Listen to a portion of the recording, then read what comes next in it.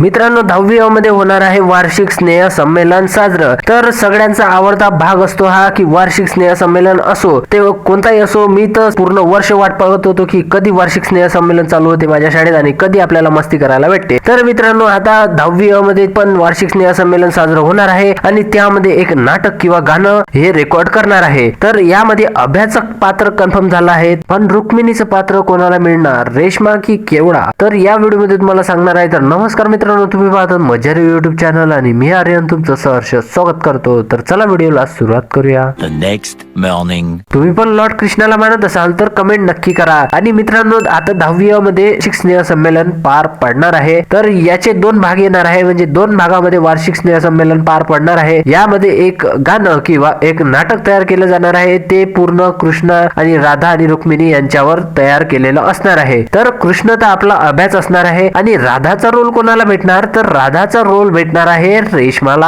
आणि रुक्मिणीचा रोल भेटणार आहे केवडाला। कारण की कृष्ण आणि राधाचा प्रेम कहाणी ही पूर्ण झालेली नव्हती, म्हणूनच रेश्माची प्रेम कहाणी पण पूर्ण होणार नाही आहे, म्हणूनच तिला हा राधाचा रोल भेटणार आहे आणि केवडाला रुक्मिणीचा रोल भेटणार आहे। आणि यामध्ये काही चेंजेस असू शकतात, ते उद्याच्याच भागामध्ये आपल्याला माहिती होणार आहे। तर उद्या इट्स मज्जा चॅनल वरती 1:30 वाजता नवीन भाग येणार आहे, तो तुम्ही नक्की पहा। आणि तुम्हाला या सिरियल मधलं कोणतं पात्र आवडते ते कमेंट करून नक्की सांगा आणि तुमच्या रोल मॉडेलचं पण नाव सांगा बरं। तर मित्रांनो भेटू एखाद्या नवीन व्हिडिओ सोबत, तोपर्यंत पाहत राहा आणि हसत राहा। तोपर्यंत बाय बाय, टेक केअर आणि टाटा।